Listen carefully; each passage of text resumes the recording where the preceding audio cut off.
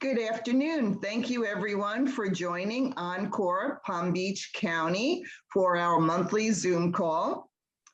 This month, we have a very interesting topic, and forgive me as I still let people in here. Okay. Our topic is on volunteerism. And the reason that we have selected this month for volunteerism is because April is National Volunteer Month. And National Volunteer Month celebrates the impact that volunteers have on our lives and encourages active volunteerism in generations to come. Volunteerism is a basic expression of human relationships, and I'm sure you'll hear more as you hear our speakers today. And it is about people's need to participate in their societies and to feel not only that they matter to others, but they are making a difference, a sense of purpose. Every day, millions of individuals across the planet participate in volunteer initiatives of all kinds, and we have a variety today, in order to improve conditions for others and for themselves, their families, and their communities. This month, we invite you to join us in the conversation with our 4 volunteers who are doing valuable work in our community about why they volunteer, how it matters to them, and why they think more people don't volunteer. And so today I'd like to introduce to you, one at a time, our guest, Leigh Mattern, who is a volunteer at Murakami, Carolyn Kettle, who organizes volunteer projects for nonprofits with the residents of Abbey Delray, Harold Kaufman, a volunteer at Habitat for Humanity, and Steve Werner, founder of the North County Men's Shed. And they'll be sharing their experiences with volunteering and the impact it has on their lives. So I am just going to follow along the screen. And Carolyn, I'd like to start with you. Tell us a little bit about yourself, how you're currently volunteering. And I know you have some thoughts that you wanted to share as well. So it's all yours. Well, I'm going to say happy day. This is my first experience in participating in a Zoom. I do Zoom meetings with a Bible class during the week, but it's not national network like I'm hoping this is going to be. But I first want to thank Rosemary and Encore for the opportunity today for these participants to tell their stories about volunteerism, and for the viewers who have joined us. Hopefully the recording will have a far-reaching audience who will likewise gain a new insight into the impact on volunteerism. And as with any story, you have a beginning. So I am beginning after 25 years in the workforce and attributing my success to networking. I have been able to continue that lifestyle in retirement. As I neared my new chapter, I prayed that God would keep me busy ongoing. I gave him no limits, and obviously he has none. I knew Rosemary before she founded Encore. It seemed most fitting to get on her successful bandwagon, which evolved into her introducing Encore's volunteer program, which fit my goal. Having now been at Abbey Delray in Delray for 17 years, when I retired 2 years ago, Rosemary served as a great resource for recruiting volunteers here at Abbey, which produced almost 40 volunteers. As Abbey began to lessen its COVID restrictions, 2 nonprofits gave us 7 projects from Cross Ministries and Literacy Coalition to complete on our campus. Those 2 projects, Cross is one that most of you are familiar with, that feeds the hungry and the poor in the 2 counties. And Literacy teaches reading to family and children and adults. We have plans for adding 2 new nonprofits this summer. The goals of Encore and nonprofits are to help others. I can vouch that they have achieved that here at Abbey Delray. Our participants have truly enjoyed these projects and would hope we do this monthly. On a personal note, I can assure you that my retirement years have been that and more. My days are full and rewarding and motivating for more to come. Thank you, Encore and Rosemary. I feel even younger in retirement. Now that sounds like a farce, but it truly is my confession. I want to compliment Encore for offering Zoom meetings. No doubt this enables myself and perhaps others to benefit from this very successful venture. And thanks again. If there are any time for questions at the end, I'm happy to reciprocate. Thank you so much, Carolyn. Very well said. You got it all in there.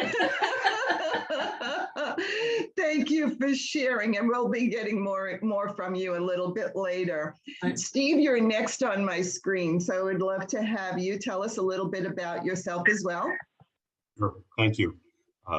Thank all of you, and thank Rosemary for letting me be involved in this. I'm happy to give back because I think that's important in all that we do. I moved to Florida permanently in 2016. I am a retired engineer, and I also have a degree in chemistry. My wife will tell you that's the reason I'm totally confused. I worked in the petrochemical industry and subsequently managed several engineering firms, and retired after about 53 years of working. I actually, to the best of my knowledge, I retired 4 times. I wasn't very good at it. I think one retirement actually lasted about 2 days. I enjoy working. In 2018, I started the North County Men's Shed, and I also sit on the board of the national organization. Men's Sheds are nonprofit local organizations that provide space for men, social interaction, and work on projects. Concept was they started in Australia about 25 years ago, primarily as a way of combating a very high suicide rate. Turned out that when men retired, and I think it's true in lots of places, not just Australia, but one day they had meaning in their life, the next minute they had nothing to do. Nobody was calling them, no projects to work on. They were very lonely, and many of them committed suicide. And so Men's Shed was actually a government-funded, eventually, organization to help combat suicide. Your second question was, what was my first experience of volunteering? To the best of my recollection, it started at the church we belonged to when we lived in Pennsylvania. We were members of the oldest Presbyterian, actually the oldest church in Pennsylvania. It was started in 1740. And, we called it the money pit because something was always breaking. It was a very family-oriented church. Something needed to be painted, somebody painted it. Something needed to be rewired, we rewired it because there was no money. So I became an elder, and it was a way of giving back and contributing. And it was really a great sense of family and well-being. And I think that while there was some expectation that church members would help volunteer, it really became very quickly a labor of love for all of us. There were very, very few people in the church community that didn't participate in some way or other. That was about the time I was sort of winding down from my business career, at least one of the winding downs, and actually very quickly became involved in other volunteer opportunities. I sat on our environmental advisory council for the township that we lived in. I joined SCORE. Many of you are familiar with our executives. Within a short period of time, I became the vice chair of our chapter, which was the local, it was one of the largest chapters of 350 in the US. And in 2015, we were chapter of the year. I'm still scratching my head trying to figure out how I became vice chair. It wasn't obvious to me at the time, and it still isn't obvious years later. One of my hobbies is amateur radio. I belong to an amateur radio club that was having some problems and was foundering, and somebody said, "Why don't you take over as president?" I thought, okay. And 6 years later, I was still doing it. And that was a love of, a hobby that I had. And I also worked a lot with the Boy Scouts, helping them with a number of merit badges. environmental Oh, science. Steve, you have such an interesting story about all your different volunteer opportunities. So we're going to come back to you Okay. to share more of that because, I think, and we'll attest, we can probably all attest to this, that there are certain experiences in our life that sort of draw us into volunteer opportunities. We don't just seem to happen upon them. There's something that has brought us into it. And so we're going to get into a little bit more of that after we finish introducing everyone. Good. Thank you. And we're so happy to have you and you gentlemen, both of you here, you and Harold, because, typically when we talk about volunteerism, it seems like it's always the women that are the first to step up. So it's really important that the men understand that there are many opportunities and needs for them as well. So we're going to talk a little bit more about that as we move forward. Leigh, tell us a little bit about yourself. Okay, well, thank you for inviting me to join y'all here. Prior to retiring, I'd been a flight attendant for 44 years. And of course, the craziness in that schedule made it very difficult to commit to a fixed time for volunteering. But I did collect things and donate things. I would get the unused, unopened shampoo bottles and conditioner and whatever, and bag that all up and take it over to Boca Helping Hands, and they could pass them out to the homeless. And I would get used towels that were still in okay position, condition, and give them to the shelters so they'd have them for the animals and things.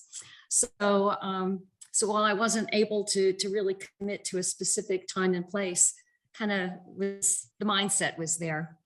And I retired 3 years ago, and I took a couple of bonsai classes at Murakami Japanese Gardens and found out that I could volunteer there. But then we had COVID, which kind of squelched that a bit. But I've been volunteering there for about a year. And I work in their bonsai garden, where the exhibition is. If you're familiar with the gardens, it's gorgeous there. And we get all those trees nicely groomed and things for everyone to enjoy. But if you don't like to get your hands dirty, there are a lot of other ways to volunteer at Murakami. In admissions and membership, and in the in the gift shop. There's a lot of different places, and I met some really great people there, and it's a lot of fun. It's a perfect place to be. Nice, and it's something you enjoy, which is even better. Exactly. That's great. Harold, how about you? Hi, thank you for inviting me. I've been widowed now. Actually, that's 20 years. And I raised 2 children on my own.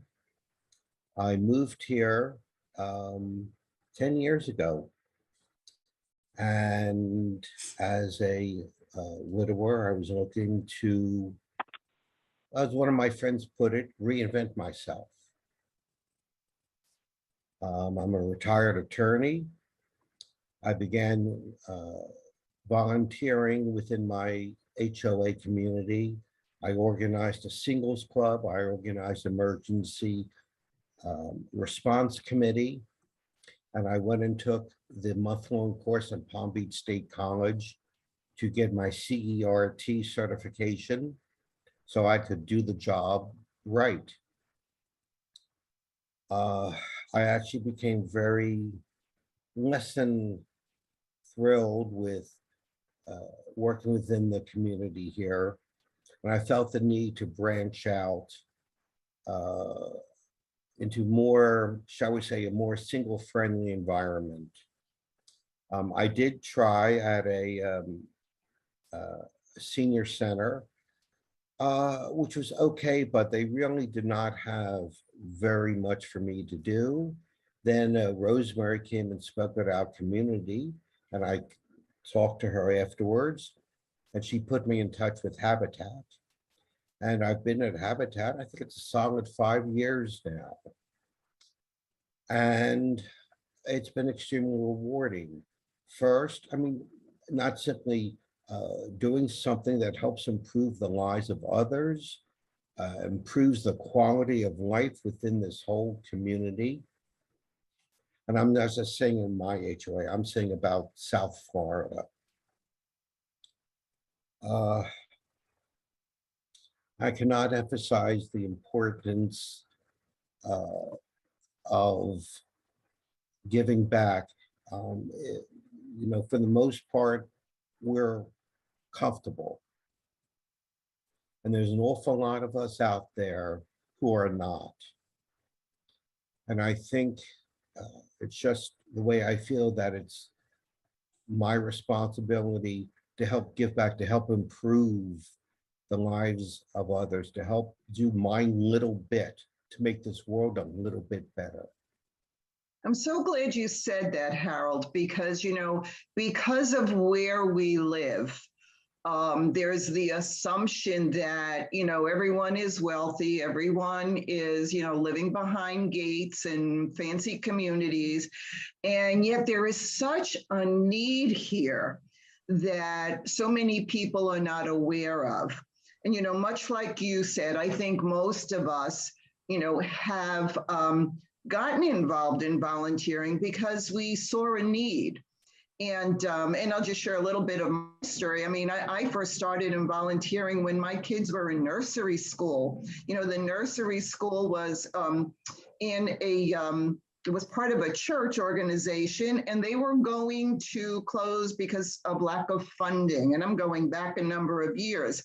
And so I just kind of rallied everyone together, and we started doing things like having Tupperware parties and all kinds of things to raise funds for the school. And one thing after another, I mean, we were having craft shows and all kinds of things, all hands-on. You know, there it was young mothers with their children, but it was really to save this school, and we did for a number of years. And that was kind of what got me into that whole volunteer concept. And I haven't stopped, as you can tell. So that was many years ago. So I think for many of us, it's that we see a need that needs to be filled. And do any of you, did you start doing what you're doing or volunteer? And I can tell from some of what you've said is because you felt there was a need. So would anyone like to jump in and share something on that? I think identifying a need is obviously one of the early steps, but I think it's important to be able to, you know, find a way to volunteer using skills that you have, and finding an organization and a cause that you can be passionate about. I mean, I'm sure we've all sat on different organizations, boards, what have you, wondering why some of the people are around the table. What are they doing here? Because they're not really working and, you know, sharing the load, if you will. And I think it's because they're not passionate about what the organization does, or perhaps it's not a very good fit for them. I mean, I volunteered with a number of organizations because they all had something where I felt I could contribute. You know, running a ham radio club, something easy for me to do because I think I'm relatively well organized. I'm also an engineer. Ham radio is a hobby that I've had since I've been 14 years old, and I felt that I could contribute. And so I think that's extremely important. Yeah, and that's an excellent point. That is an excellent point because, you know, and that is one of the things too with our Wisdom and Experience events is that we do have so much talent and we do have so much to offer, and at any age, but particularly as we reach retirement age, you know, to be able to offer those talents and abilities and our wisdom and experience. I think, you know, as Carolyn said, I think that's what keeps us young. So anyone else want to jump in on that? So, Well, I'm sorry. Go ahead, Harold. okay. Yes. I'm a retired lawyer at Habitat. Most of my work is administrative. I've aged out of doing construction. I will pick up a paintbrush but I keep things nothing higher than about 5 feet off the ground. But what I really do enjoy is getting in there, organizing files. There's a great deal of satisfaction in putting together the materials that means like a veteran is going to get a repair to his house in honor of Veterans Day, things like that. And the thing that I want to emphasize is that getting the project done, I can feel all 8 cylinders in my brain clicking into gear the way they used to do at work. And it's a nice feeling. Doesn't happen all the time, but often enough, and once a week, you know what? It's a good feeling. Makes me feel more alive. It's a feeling you're not going to get playing mahjong or a canasta. I love that. I love that because that's one of the things we say all the time when we talk about retirement. You know, you can only golf and play cards, you know, for so long. And then after a while, it's like, okay, what's next? So Leigh, you wanted to add to that? Yes, you know, when you're in the confines of a 9-to-5 job, the people that you have contact with are basically like you. I mean, you see them, the same people all the time, you know them pretty well. And what's kind of fun with the volunteering, it really exposes you to so many different interesting people from so many walks of lives, and they have wonderful stories and experiences to share. And it's just a treat to interact with people that are that you just normally would not have the opportunity to run into, or you haven't had the opportunity to run into in the past. It broadens your horizons. You know, you learn a lot about them, you learn a lot about yourself, and there's a lot of really interesting conversations that go on because of that. Exactly. And I think for most of us, you know, it's that socialization that keeps us mentally fit as well as emotionally fit, especially during these times where, you know, we were on lockdown for so long. And that was one of the reasons why, even with Encore, you know, throughout all of that lockdown, we were having regular Zoom calls and sharing information and helping people be as social as they could be, even if it was, you know, through online, because I think that's an important aspect. And as you mentioned, Leigh, meeting people from different areas of life and interesting people, you know, things that we may never have considered, which is, you know, one of the things when we talk about people who are trying to find, a good fit for volunteering, we always, you know, advise them, try different things. And you'll know your natural passion will really just kind of find its way when you try different things.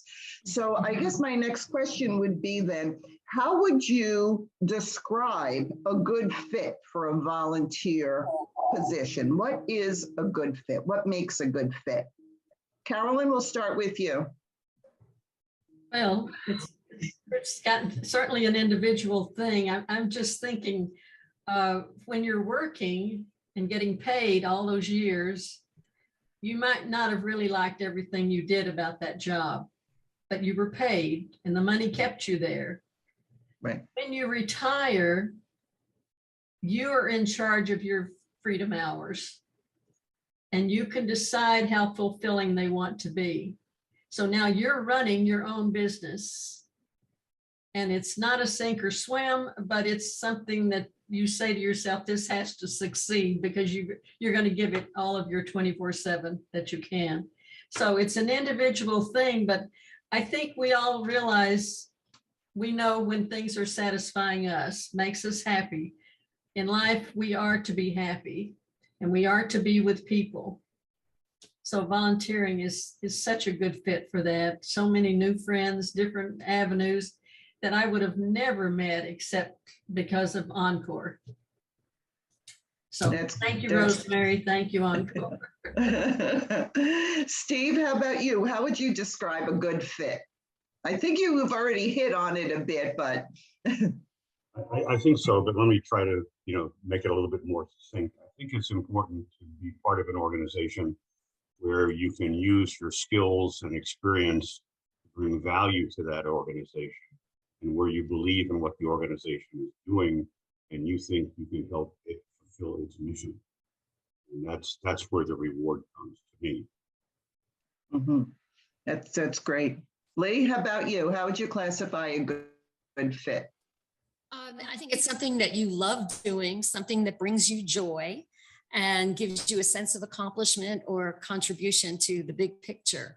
And if there's something you do enjoy doing, whether it's gardening, like in my case, or teaching or mentoring or website work or carpentry, whatever it is, there's going to be a need for your services somewhere. It may not be where you think it's going to be. One of my bonsai friends there was an architect, and he's not working so much with the plants, the trees and things, as much as he's working in the area where we work. He's making the workflow area better for us. He's building tables for us, and the trays that we can build the trees up a little higher. It makes us easier to work on them.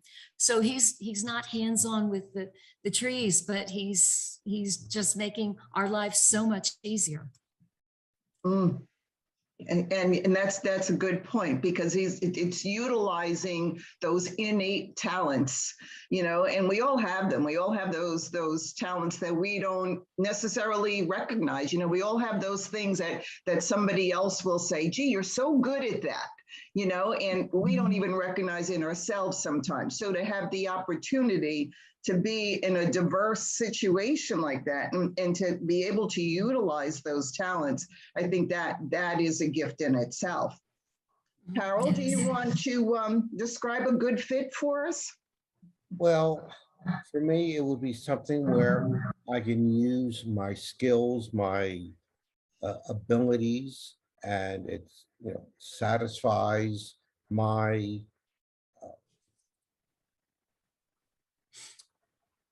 mental energies, at the same time where I feel that I'm doing something that is beneficial, where I enjoy the work environment, I enjoy the people I'm working with. It's a mix of both, the job itself as well as the people that you're working with. If they mesh together, then it's a very happy fit and you're comfortable.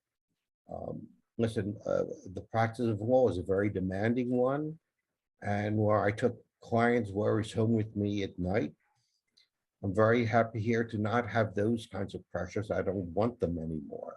Right. That's one of the pleasures of retirement. But I thoroughly enjoy going into work, getting involved, working on a project, being mentally stimulated. Right. Enjoying the people I'm working with, younger people from a much more diverse background, sharing and learning from each other. Believe me, they've taught me many things on computers. I've learned a bit on Excel spreadsheets, major accomplishment for me, loved it. On the other hand, I've taught them things about mortgages. I've taught them just recently, they were trying to figure out how to put a hole through a cement wall. I said, all you need is a carbide bit for your electric drill and you'll go right through it. Little old thing I knew from practicing as an electrician through high school and college, but it's a trade-off. Right. We all have skills and knowledge that when we exchange them among ourselves, we all benefit. Definitely. And I think you hit a point there too, as far as the intergenerational. I think, being able to pass on our life knowledge, not even just, skill knowledge, life knowledge, which so many of the younger generations seem to be depleted of these days. And to be able to pass that on to them, I think that's invaluable. I see myself with my grandchildren. It's like, I love sharing my little life hacks and things that you just learn through life, and they're like, oh, how did you know that? Well, I've lived a number of years, it comes with the territory, but, sharing that and seeing them light up that they've learned something that maybe they never heard before. So that in itself is enriching. Eduardo, I see you have your hand up. Well, it's incredible. You may know that I'm Argentinian by birth. I came into this incredible country of ours many, many years ago when Vietnam was at its peak. I served in the US Air Force when my English was beyond atrocious, but I could never have enough money ever to repay this great country of ours for all of my blessings. The GI Bill paid for my bachelor's degree, my master's degree. It gave me opportunities that I would have never, ever had. But I've been able to be part of Kiwanis, which is an incredible volunteer organization made up of volunteers. And we've been able to serve so many people. I love volunteering with Junior Achievement. And I love going to the schools and talk to the kids in Spanish, not to tell them what they need to do. I just share my story, how I've gone from point A to point B, and I love doing that. And I hope and pray that most of us will be able to have a chance to do that. Schools would love to have that opportunity, to have an adult share with their students. Please forgive me, I'm by a railroad track. But it's just, I would love to have an opportunity to have one of you go to the school and share your life story with our kids. But again, to know a good fit, we all have transferable skills, but I think attitude is everything. I cannot teach you attitude, but I can always teach you a job. I can always teach you what to do. But if you have a good attitude about anything, you're in it. You'll be a great fit for anything. For anything. Thank you for sharing. Thank you. And you're right. Attitude really is everything. I think for the most part, positive people attract positive people and positive things into their life. So it definitely is about attitude. You mentioned Kiwanis. Actually, Rosemary had asked me to share a story that I shared with her. When I was going through a rough patch in my life a number of years ago, someone invited me to join Rotary. And it was really a low point in my life where, I was lacking confidence, self-esteem, the whole nine. And I had some issues going on. And I was like, oh, I don't know if I want to do this. I have to tell you, I lasted 12 years in Rotary, and I'd probably still be there if I wasn't invited to join Seroptimist, which I did for the last 6 years. And then I actually only recently had to abandon that because I've gotten so involved with Encore. And so, when there are times in our life, and I actually met someone last night and was having this conversation with them. And it was a young lady who is going through some personal challenges. And she's like, I really want to volunteer, but I don't know if I'm ready. And I said, start doing little things, like Leigh mentioned, start bringing the things to donate or whatever. Just start to get that feel good sense that you're doing something for someone else. And, just really contribute, because we all know, no matter how down and out we may feel or whatever we may be going through, we always feel better when we're helping someone else. Totally. So I guess my next question would be, what advice would you give to someone who has never volunteered or is not sure about how it could benefit them. So Carolyn, we'll start with you. As I have gotten older, the one thing I really do not want to be a part of my life is to procrastinate. Because, you know, as we get older, maybe we don't even buy green bananas, or we don't believe in installment plans, because today is important. So I really feel like people should start immediately with something, and then you see how things evolve. But to put off, you never do. Great advice. Great advice. Leigh, how about you? Well, don't think or be afraid that you don't have something to contribute. Again, think about what you love to do, and that there will be a need for that service somewhere. And don't get stressed about the first day. Everybody is always feeling, you know, like the fish out of water the first day. Sure, you're going to be the only one that doesn't know where the coffee maker is, but it's only going to last one day. And then you'll be right up there with everybody else. And when in doubt, you just say, what can I do to help? And someone will certainly pop up and give you a job. And if you do it, you'll find that you get so much more out of it than you ever would think you would have. Oh, great. I love it. I love it. Harold, how about you? Well, first, you took the big step in retiring. Volunteering is really a very small step. You're not doing this because you need a career, you need to make a living. You're looking for something to help keep you occupied. That's going to be fun. It's going to be a little interesting. That's nothing to be afraid of. And embrace it. Enjoy it. Enjoy meeting some different people. Enjoy the experience. There's really nothing at all to be afraid of. It's, you know, Roosevelt was right. You have nothing to fear but fear itself. If you just step away from the emotion of fear and just do it, it's actually quite easy. And you end up having a very satisfying experience. That's excellent. That's excellent. And Harold, I'm sorry, who did I miss? Steve. Thank you.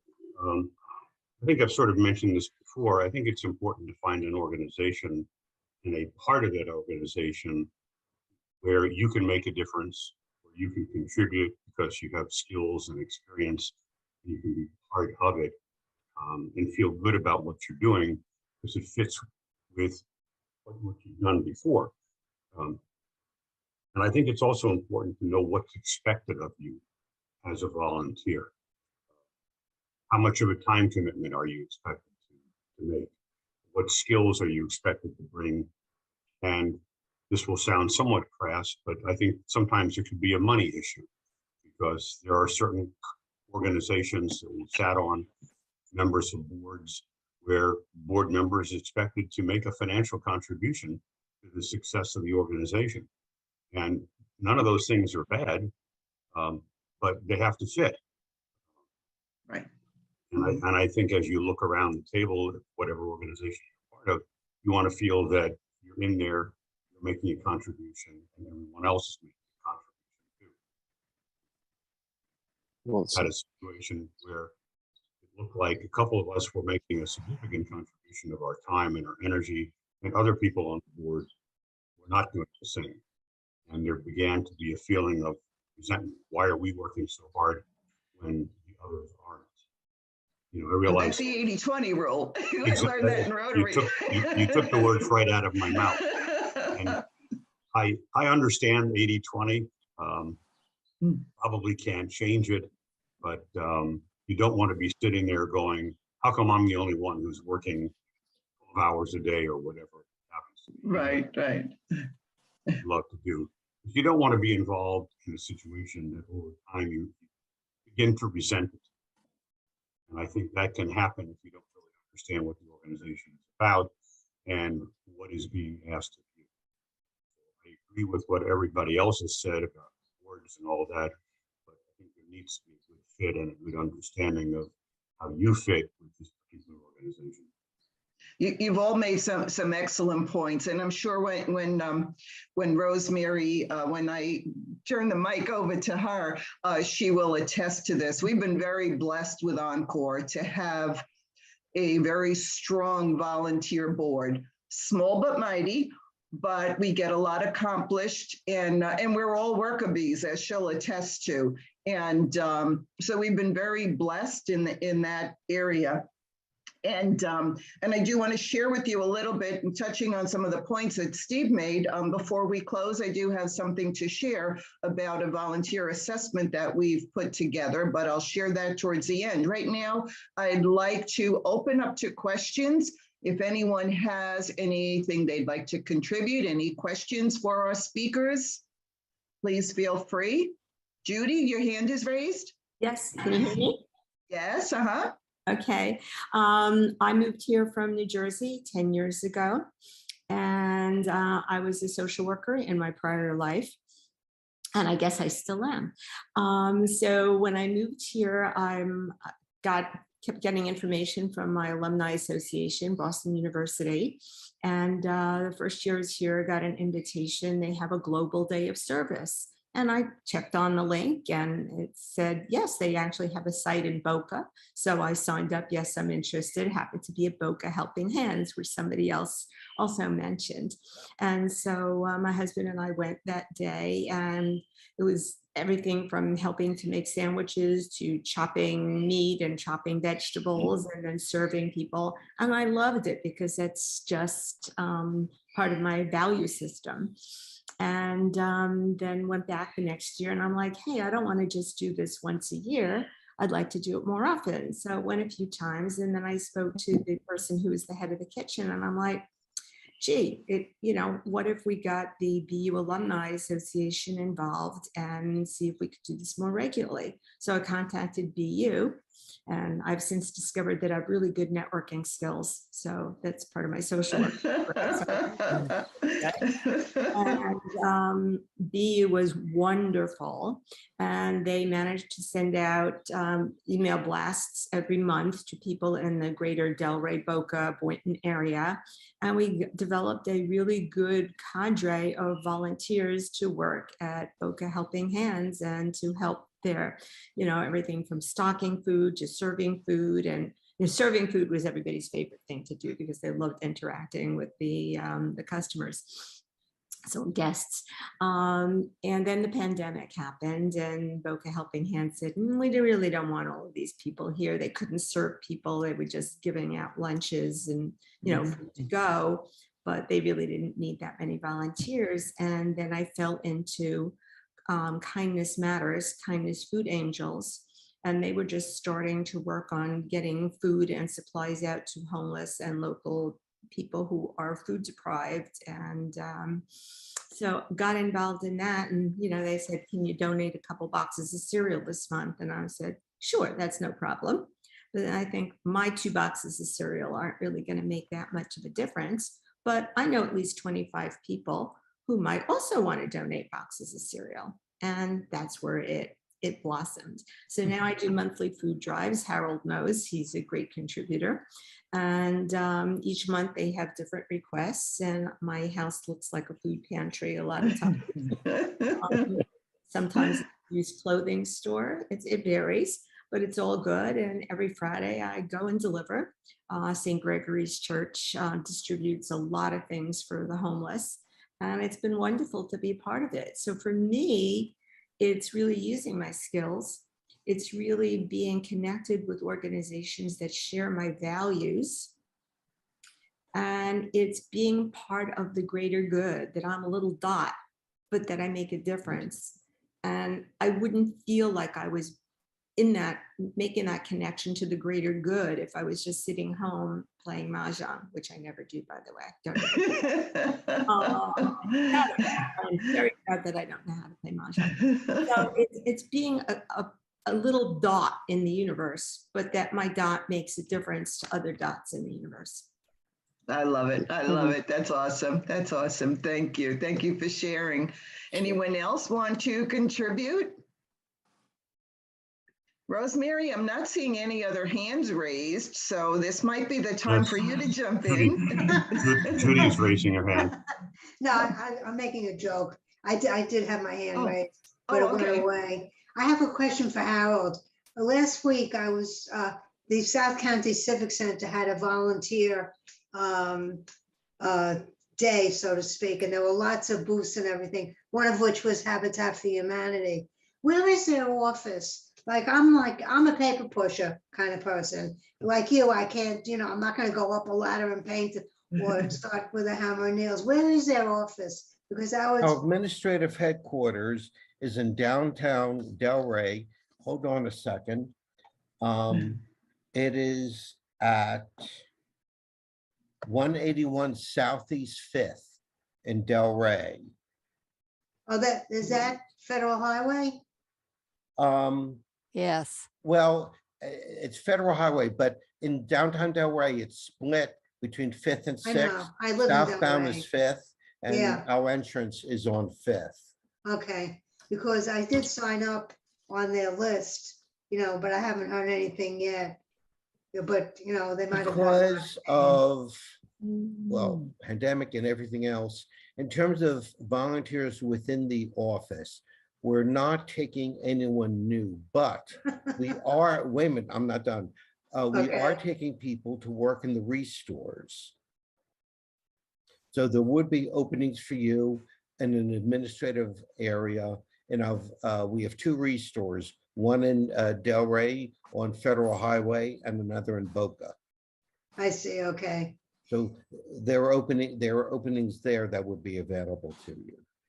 Okay, I'll see if I hear from them. You see, that's another problem I've run into, I've run into a lot of stone walls. Well, because of COVID, we're not doing this. I really very much wanted to volunteer for the Kidney Association because my brother had a kidney transplant.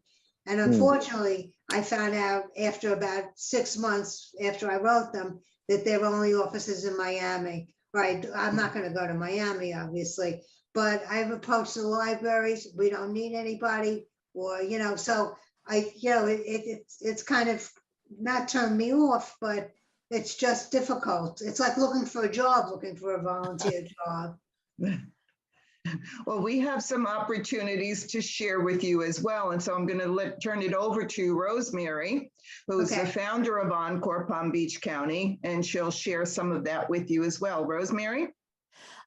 Thank you. Well, first of all, let me say, everybody, all our volunteer participants were perfectly delightful.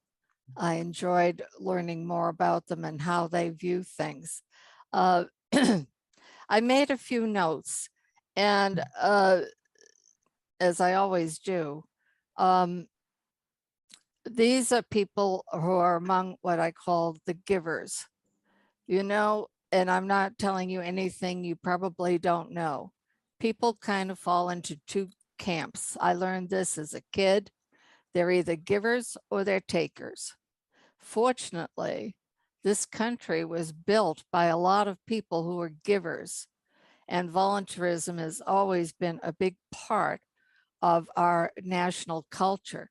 If you read the literature about volunteering, our country is unique in that. It's not a way of life in lots of other countries. However, the sad thing is, and everybody knows I don't like to be negative about anything, but the sad thing is that really the level of volunteerism has declined in this country, primarily among people 50 and older. The Stanford Center on Longevity has done a lot of research in this area. And while we have adopted their philosophy that volunteerism is an important part of healthy aging, they have pointed out that people in their 50s who are working, and we all understand that it's hard to be a volunteer when you work full time, particularly in very demanding professions, but they have pointed out the decline in volunteering with organizations like Kiwanis, like other charities and so forth, because as people are pressed to work harder and harder to hold their jobs, they really, at the end of the day, they want to go home and turn on the TV or whatever it is they do to relax. So that's part of it. I think there's also been a deterioration in the sense of community. And that is one of the things that Encore is very much committed to. The whole idea of building sustainable communities rests on the foundation of people being willing to work together to solve problems at the local level. There's plenty of problems that need attention. And of course, we're not able to perhaps affect things on a national level, but we are on a local level. And as Encore goes forward and continues our work, these are the things that we'll be focusing on. We tend to talk a little bit about age-friendly Palm Beach County. What does that mean? It means bringing people of all ages together to work on problems. And you've all mentioned about meeting new people and bringing different people into your life. And so that's a very important part of growing our community. I also want to point out for someone who is looking for a volunteer position that we have on our website a listing of volunteer positions, and links to other organizations with listing of volunteer opportunities. So I always tell people, wander through all that, see what people are looking for in the way of help. You don't have to figure it all out by yourself. There may be something sitting there that would be perfect for you. And if not, then I think that Christine and Joni, who is also a board member of Encore, have ideas about how to find that. I would like to ask Steve to just elaborate a little bit more on his view of why he felt so strongly about organizing a men's shed, because you touched on it briefly, but if you would just share a little bit more about what you think men need, particularly since so many talented men have retired here in Palm Beach County. Are we really tapping into them? Thank you, Rosemary. Actually, in the interest of full disclosure, a lot of credit has to go to his wife. 4 years ago, I knew nothing about men's sheds. I couldn't spell men's sheds, didn't know what they were about. And sitting in the den one night, respected chairs, she was reading the newspaper and threw it over to me and said, "Here, read this article." And it was an article about men's sheds. And it was a time in my life, and I was bored. We moved to Florida after having been involved in so many different activities up north that they were all cut off. And I sort of said, okay, I want to sit by the pool, I want to drink beer, and I want to play golf. Those were my goals.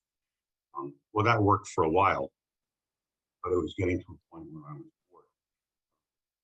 Reading the article, it just struck me that this was a great organization and one where I thought I could make a difference. And so very shortly after that, I got 2 people to help me in the steering committee and started to build a local men's shed. There wasn't any other one around here. And it very quickly became something that was incredibly rewarding. That's, to me, a large part of what it's all about, is to find something where you can make a contribution, feel good about yourself, and also know that you're making a difference in people's lives. To me, the reward has been a number of people should say, this is the greatest thing I've ever been involved in. I've met lots of new people. I've learned things I never would have done anywhere else before.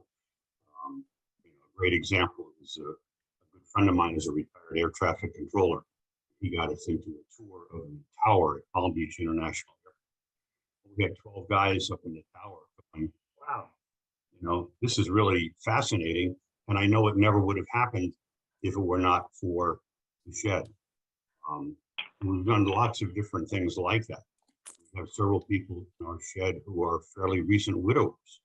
And to them, the shed has become a place where every Wednesday, they know they're going to be with guys that they know, respect, trust. They can talk. They enjoy meeting people, having that, camaraderie. Obviously, it doesn't totally replace having a spouse, but it's a little bit, a part of their life and helping them go forward. And in some cases, giving them hope that they might not have had before. Thank you, Steve. Rosemary, can I vouch for Steve? Yes, No. of course. No. I actually joined the North Palm Beach County Men's Shed even before I retired. But it's like he's done an outstanding job, even during COVID, to finding great guest speakers, and getting the members to come up with ideas for themselves to come up with, some volunteer speakers and presentations. Now that COVID seems to be winding away a little bit, he's done a great job of getting some get-togethers, doing different things. So I know, Rosemary, you and I have talked about this. Christine's aware of this. Steve's aware.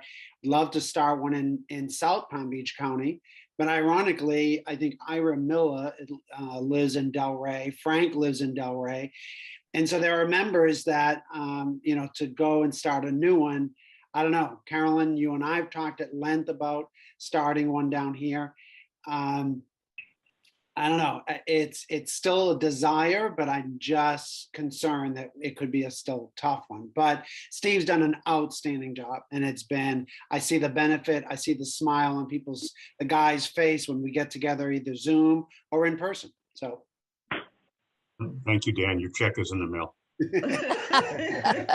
Well, I think that a men's shed needs a prime mover like Steve, because men are, what can I say? They're not used to organizing the bake sales of this, or that, and the other thing. I think they have to be drawn out. And Steve, I just referred Bill Stevens to you, Yes. who lives in my community. And I haven't told Bill this, but he was referred to you because he was telling me that he felt that the men's group in our community was kind of dull, and they weren't doing anything interesting. And so my secret hope is that when he returns in the fall, he will at least try to organize our community men's group into something more satisfying for people. That's great. But just to a point you were making before, on our website, our national website, we get a lot of inquiries about, is there a shed near me? Where can I join a men's shed? That's 99 out of 100 responses.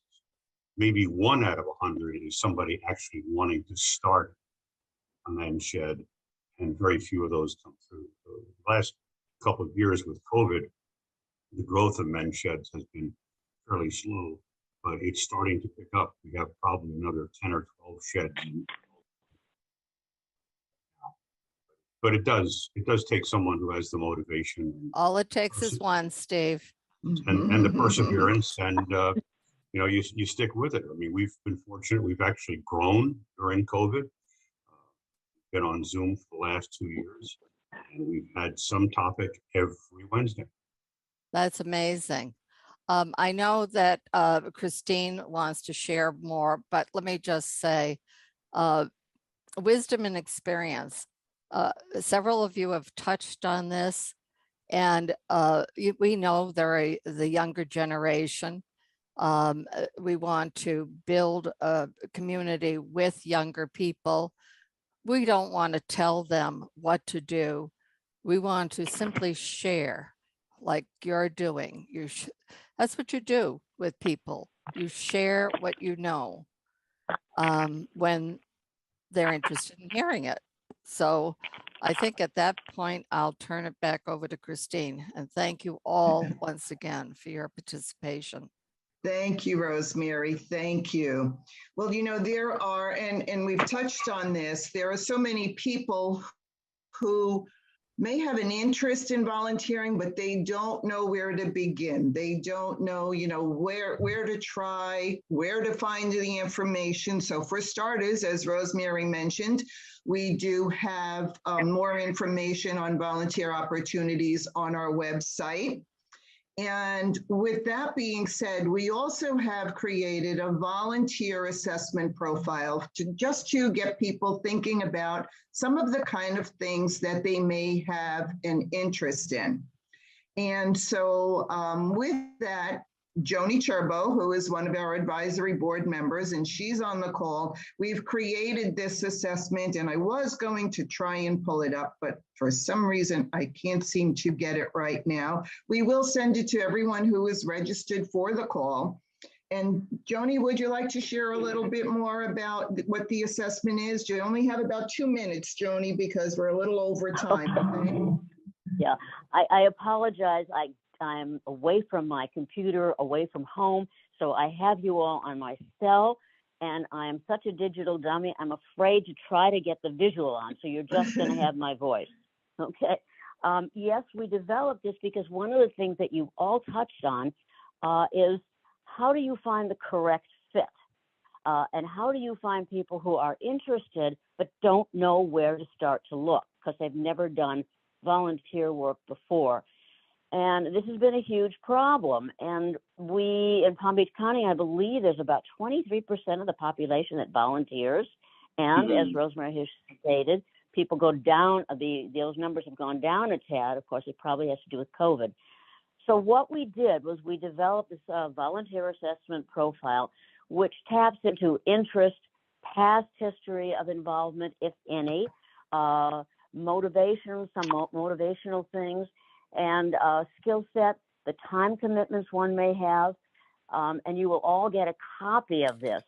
And the people who want to fill this out, if they do, they send it back to us, and Christine and I, who are both certified coaches, will review this and from anyone who sends in the assessment tool, and we will get back to each person with about a half an hour consultation as to how they should start, how we see them from this profile. And maybe this will help jumpstart a little bit more volunteerism or help them on their journey to become volunteers. It will be on our website. I think you beeped out when you were sharing about the when they return it. What happens when they return it? No, I just said that. I believe that when they return it, you and I, as professional coaches, are going to review this and offer a half an hour consultation to everyone who fills out one of these assessment tools and helping them on their journey to either becoming volunteers, but finding the right fit, both within the organizations that they might be interested in and based on what their interests and skill sets are and motivations that we can assess from the profile. It's going to be on our website. And as Christine has said, everyone who has participated in this call is going to get a copy as well. Have I left anything out, Christine? Hello? Christine? She dropped off. Can you? Joni, she dropped off. Oh dear. So she's not on the call anymore? No. Okay. Have you all heard what I said? Yes. Yes. Okay. Yes. So Rosemary, do you want to take over now? Yeah. Well, I guess so. Yeah. By default? I guess so. Yeah. Thank you, Joni. That was a very concise explanation of what we're trying to do. So yes, we will be putting it on our page on our website that's devoted to volunteer positions. I appreciate Joni and Christine's willingness to offer their services. And since all of you will get a copy of it, you may know of somebody who might be interested in becoming a volunteer, but would like to learn more about themselves and what's involved. And so please share it with others.